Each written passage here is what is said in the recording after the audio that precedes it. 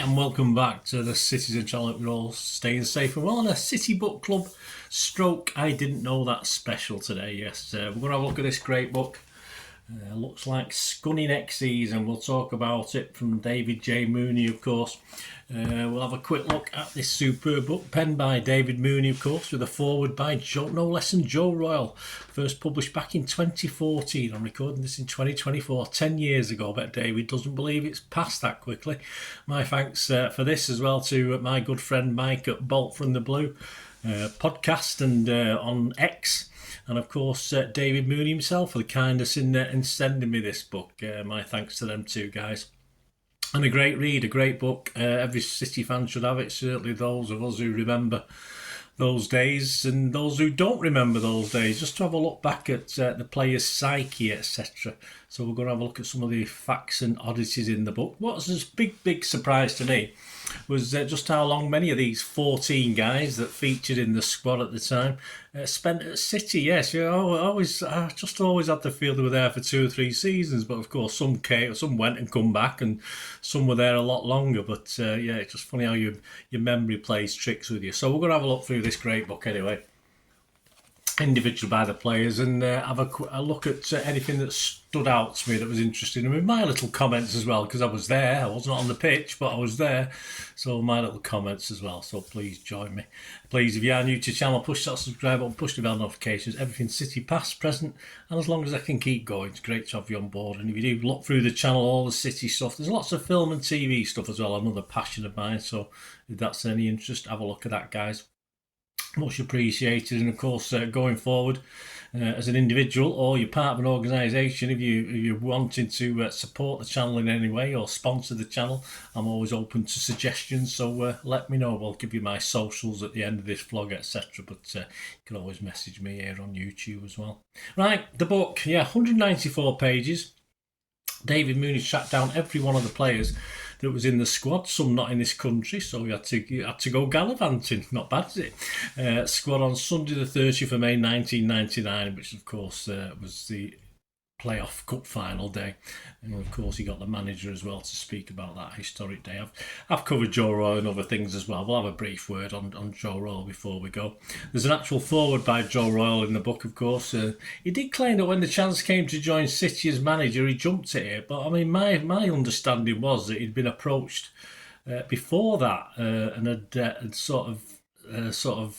some guy outside Old Boundary Park in the pouring rain asked him to stay, and he stayed. So yeah, it wasn't, well, you didn't jump at it your first chance, did you, Joe? But I mean, I might have misunderstood that, but that was my take on it anyway. His antibiotics to Cityitis is what he called it, Cityitis.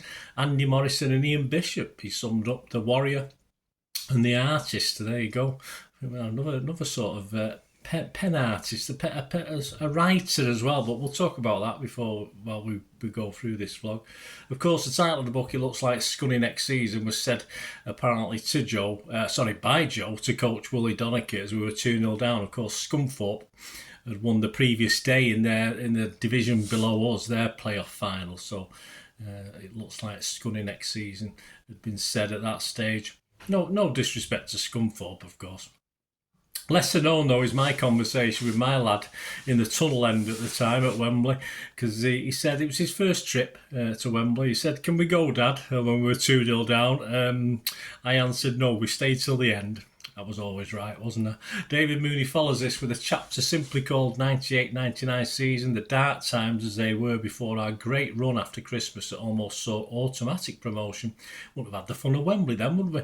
Then there's a chapter on the Gillingham game itself, which I'm not going into any detail on this. What I really want to just have a quick look at, and anything that I've noted, was the players. Let's see what little nuggets we picked up. The first one we're going to look at, Nicky Weaver, 200. This is David Mooney's figures. I have spotted a couple of slight statistics wrong, but I've altered those, but so my apologies. But this is as they appear in the book. 207 appearances, 2 as sub, and he was from April 97 to July 2007, Nicky Weaver. And of course, you comment on that shocking start to the game at Springfield Park. Me and my lad were watching this at Main Road with many others. in the semi-final first leg. He apparently did shout, this is what he's claiming, keepers to Vikings, but made that gravest of errors. If you know my vlogs, guys, I was a bit of a keeper. I wasn't brilliant. I was a level, but there's certain things as a keeper you do and certain things you don't do, and you blame yourself if you don't do them. I mean, he made those errors. He did shout. He made the error that once you shout, it doesn't matter what level you are, whether you're playing the Premiership or playing in the lowest league in the land, you've got to make it yours. And if that means taking your player out, that means taking your player out. Once you shout, you do it. There's no stopping. There's no hesitating.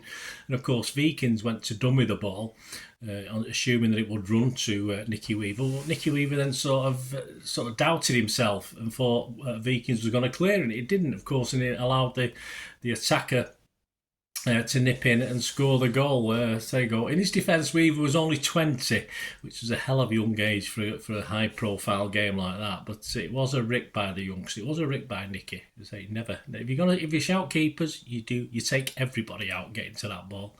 His first penalty save was a classic keeper save, whereby you sort of commit yourself, but the strike is close enough that you can still use your foot to clear it. And people said he was quite lucky, but no, that's as a keeper who I did pretty well at saving penalties. It just doesn't hit your legs. You actually manoeuvre your legs to make sure you clear the ball as well, especially in a game situation where it's important that it might get a rebound as well. So no luck involved in that one. It was a good save.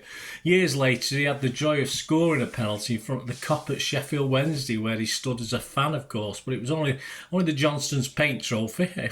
So what? Against Chesterfield. But both keepers got to the stage where they had to take kicks as well, because obviously all the others had either scored or missed. And his went high into the middle of the net and scored. And the other keeper missed his, so we had that joy. I did take one pen as a keeper during the game, not as a penalty shootout, and the keeper saved it, and I had to leg it back before we could concede a goal. I was the captain, but I did stop myself as captain taking any more in the future. I was always better at stopping them anyway, so I don't know why. But I was always good at taking them in practice, but practice in the game is another matter, isn't it? Number 2, we're going to Lee Crooks. He made 90 appearances. 26 as sub, and he was from August 94 to March 2001. An odd change of career, he became a gunner in the RAF after City. Colin Bell was his coach, as he was for a couple of the other players as well, coming through the ranks. Crooks was brought off in the 85th minute on the clock at Wembley and replaced by Gareth Taylor, of course. It was 1-0 at the time. Earlier, his manager had queried if he had his studs on as he apparently fell over on this sort of slippy Wembley pitch 3 or 4 times in the opening few minutes. So I don't think Joe was very happy. Number 3, about Richard Edgill, 210 appearances, amazing stat, 4 substitution appearances, July 92 to July 2002. A brave effort, stepping up to take that crucial 4th penalty, of course, in the final to hopefully make it 3-1. Never scored a goal for City, as at that date. We as the fans were curious, to say the least. For curious replace, we were thinking, that's what we were thinking, with the help of the underside of the bar. Fortunately, we shouldn't have worried. Surprisingly, he hadn't meant to go in off the bar. No surprise there. Edgy became a victim, of course, of the City Boo Boys, and was treated pretty shabbily by City towards the end as well, not just the fans. But we'll never forget the kissing of the badge after that well-placed penalty went in, will we? Number 4, Gerard Vikings, 213 appearances, 18 as substitute, 10 goals between June 97 and July 2004. No mention for Vikings about Nicky shouting for the ball for that calamitous goal at Wigan in the semi-final playoff. He just dummied and assumed the ball was going fast enough to reach Weaver. That's what he claims anyway. He was happy though it was too late to rob him of the player of the season that season. He did worry about it, but it was too late for everyone to change their minds by then. He didn't fancy taking a pen, and he didn't. To him, football was a hobby, and when Keegan came in, it felt more like a job, he said, and the friendly atmosphere under Royal suddenly changed. I think he had a next door neighbour as well, also at City, where he lived in Cheadle for a while, called George Weir. I don't think he was a neighbour for too long. I wonder what happened to him. Number 5, Andy Morrison, 48 appearances, 1 as sub. I always thought he played more. 5 goals, October 98, July 2002. Andy, of course, is well known, had a few drink problems. One example he gave of many was he'd stop for a drink in Inverness and wake up the next morning in a police cell. So there you go. Not good, is it? But he managed to put it all behind him and stay sober. our legend, our other legend, Willie Donachie, was a big part in putting him on the right path on that, I believe. Oh, and he never licked Stan Collimore's nose. There you go. If you know about it, you'll know about it. Otherwise, look it up. Thank God for that. 6, Kevin Orlock, 232 appearances and 21 sub-appearances for Kevin. 41 goals from January 97 to August 2003. He, like all of us, can laugh now about his sending off, walking towards a referee at that Bournemouth game, if you remember back to that.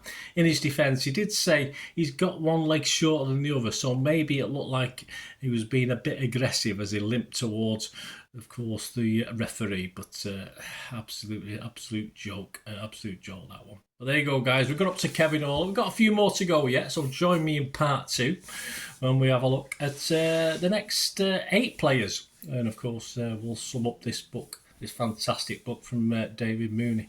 Thanks for watching, guys. Please, as I said, if you're new to the channel, you're not subscribed yet, please do so. It'd be great to have you on board. Spread the word if you can. My socials are X and Facebook. So on X, I'm at Bernard_Deneen. On Facebook, I'm just at Bernard Deneen. Or you can email me as well. So as I say, any interest in supporting the channel or sponsoring the channel in any way, I'd be very much appreciated. Let me know. And I'm now on TikTok as well, guys. At the same address, I'm on X as well, at Bernard_Deneen. So I post lots of stuff on City and film and TV on there. So yeah, seek me out, guys. Great to hear from you. Let me know your memories of the players we've talked about so far, and don't forget to join me for part 2 where we'll carry on looking at the other guys that played in that momentous day in this fantastic book by Mr. Mooney. Thanks for watching, guys. Until we meet again, that's one thing, don't I? Please stay safe, Blues, and everyone else. Come on, City. Bye for now.